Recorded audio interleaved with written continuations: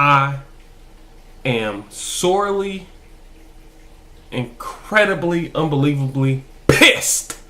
As you can see by my attire, I'm incredibly pissed right now.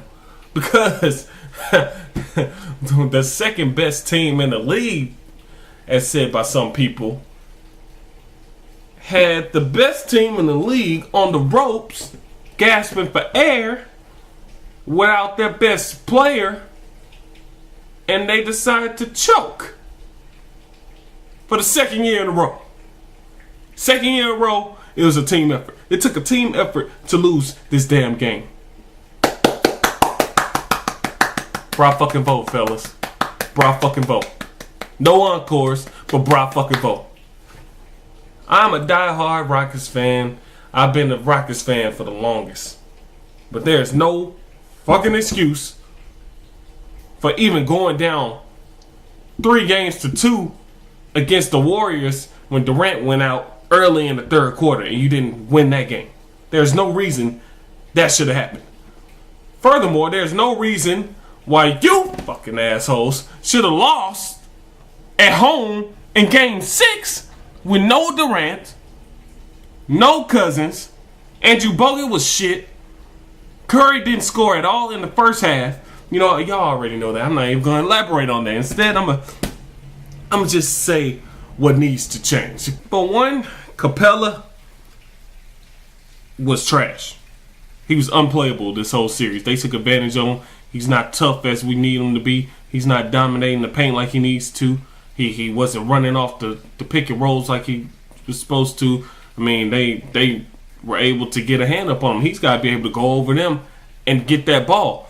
And when you catch the ball, you don't put it back down. Hands down, man's down. No, keep that ball up, then go. You have a better chance of drawing the foul and scoring the basket. So Clint need to work on that. Clint need to work on his toughness. He need to go to the goddamn playgrounds and go play with some of those old dudes who wish they were in the NBA and who still think they could play in the NBA. He needs to go down there to the YMCAs or to some kind of park and play some little street ball legends. Because he needs some toughness. He needs some edge to him. You cannot talk shit anymore. You can't talk shit anymore. If you remember after they beat the Jazz in the press conference, he's like, I want to play the Warriors. You know, to beat the champs. You got to beat the champs. Shut the fuck up. You can tell by Chris Paul's demeanor. He was like, shut the fuck up. Because you know you're not going to show up. And he did not show up. Well, except for game 2. I mean, game 4. Yeah. A little bit in 3. And in 4, he came out dominating. You know, he was being tough with it. Somewhere between then and now, the shit just went left. And he never came back. I don't know what the hell happened. I don't know what kind of vagina he got into, if he got any at all. I don't know. Maybe that's what he needed is like more vagina. But anyway, Capella needs to be tough. And if you can't do it with Capella, I go for, DeAndre Jordan. One thing they need to do in the offseason, retain Austin Rivers. Austin Rivers has been solid since he got here. Of course, in Game 5, he only scored 2 points. But at the same time, Mike D'Antoni wasn't really playing him that much. This game, he was better. I think he scored 9 points. But if he was in the game a little more and got more of a shot opportunity and the ball was moving more, ball movement, that's another thing. Ball movement. Throw the fucking ball around. Make these motherfuckers run. Okay, they already have a low rotation. You know, they're not playing their guys too many minutes. They're playing Steph and Clay a bunch of minutes. Make them run. Make them run like you did in Game 3 and 4. Make them run, tire their legs out where they can't get up for that shot. Anyway, I don't digress. Anyway, Austin Rivers. Retain him. Make him split minutes with Chris Paul like you were doing this year and play them together. I think that's fine. Your backcourt is fine. Austin Rivers, cool. And I have him playing with Chris Paul. Austin Rivers is a great player. Just needs a little more attacking. He needs to be a little more aggressive. But if you change up and stop with the damn isolation ball, death to the ISO ball. Death to it. Kill it. Shoot it. Death to ISO ball. If you do that, you should be okay. Austin Rivers get more shots. Eric Gordon get more shots. Everybody in the team's getting involved because it takes a team to beat another team. You can't just beat a team with 2 players. scoring in double figures. You can't. You cannot. So, retain Austin Rivers. That's a must. That should be at the top of their list. Second, Kenneth Faried. I would say retain him. If, only if, this motherfucker decides to show up for the playoffs. This dude decided he was going to be comfortable. And this is what I heard. He's been inactive. When I saw on the internet, he was inactive for personal reasons. So everybody's like, hey, what's going on with Kenneth Faried? Why does he show up? He's inactive because of personal reasons. Well, the personal reasons, apparently, is he's on Ramadan. You're on fucking Ramadan during the playoffs and you decide not to play basketball during the playoffs. You thought that was a good decision for a team that you're trying to get re-signed by during the summer. You thought that was a good idea. Okay. So if he can't find another way to celebrate his Ramadan and acknowledge his Ramadan, get him the fuck out of here. Because that means every year for the playoffs, he's going to be absent. And he could have been a huge difference maker in these playoffs had he played, because he's a double-double machine. So, retain Kenneth Faried if he decides there's another way he can acknowledge his Ramadan and honor it. Number 3, please this offseason, get Gerald Green some defense. Get him some defense. Get him some offensive maneuvers or something. You know, he's a good stop and pop. He's a good spot-up shooter. That's what we need him to be. His offense is good. I don't take anything from his offense. I just don't want him to drive in. Even though he could, he has the hops of like nobody else. Improve the offense a little more. Get some defense. If Gerald Green has some solid defense, he would be playing more and he would be a real crucial player for the Rockets. He could be a great player for the Rockets. So, definitely, and I think he might be up for a contract. For signing Gerald Green. Keep Gerald Green. Let him finish his career at home. Keep him home. All right, even though they might use him for a trade because they might be desperate. Use him for a trade. Oh, well. But next, develop Gary Clark. Some of you may not know who Gary Clark is. If you don't know, look him up.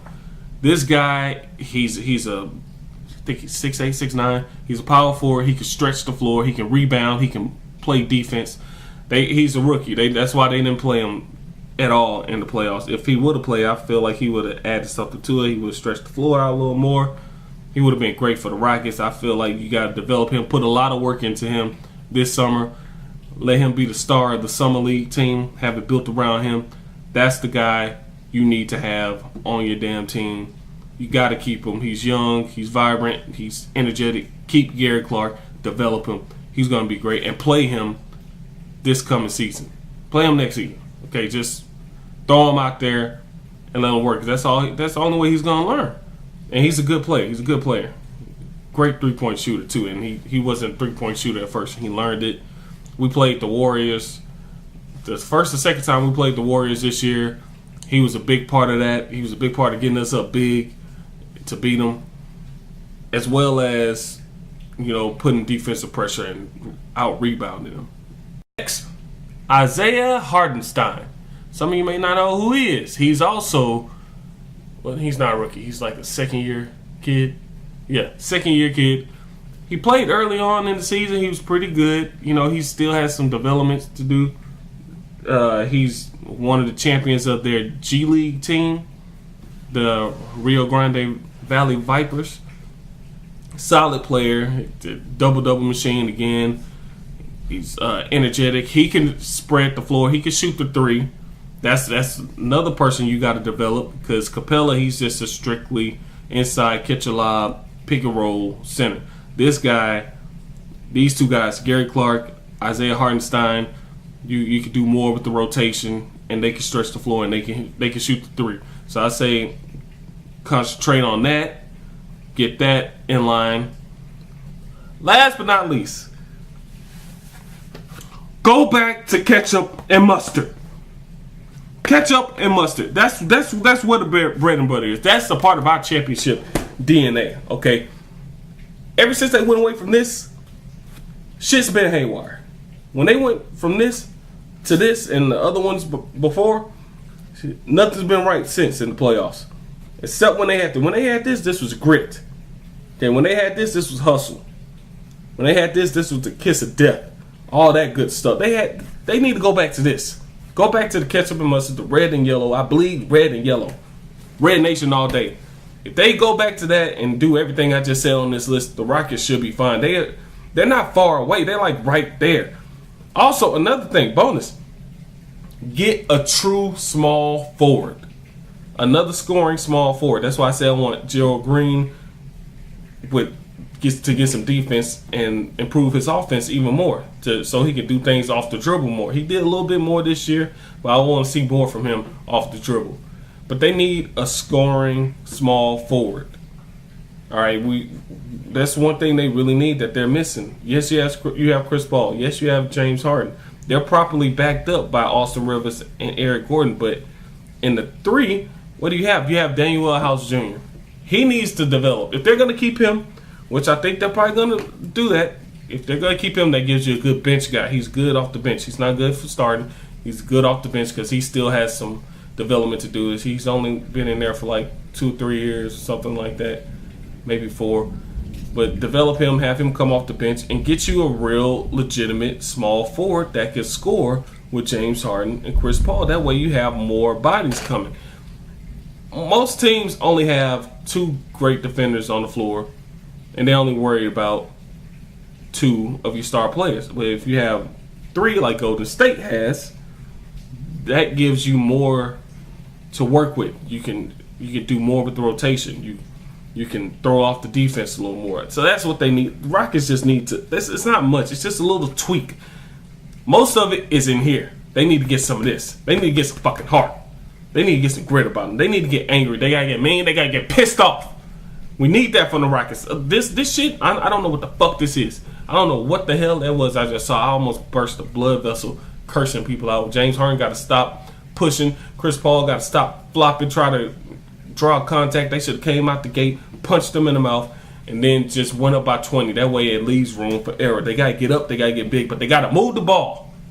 Mike D'Antoni, I don't know if he's going to have a job after this season. I would love for him to have a job, but at the same time, if he's not going to get away from the isolation ball, then that's a problem. Kobe said it best. You can't win a championship playing the way that James Harden plays, and that's iso ball. With the iso ball, you cannot win a championship. Got to be moving. The more you move the ball, the better chance you have of getting a clean, good look, open. That's my rant. That's my video. I'm a huge Rockets fan. I'm riding with them till the wheels fall off. Die hard Rockets fan. Ride or die. I'm just pissed off. I'm angry. But like, comment your opinions. If you see this video, comment down below. What do you think the Rockets should do?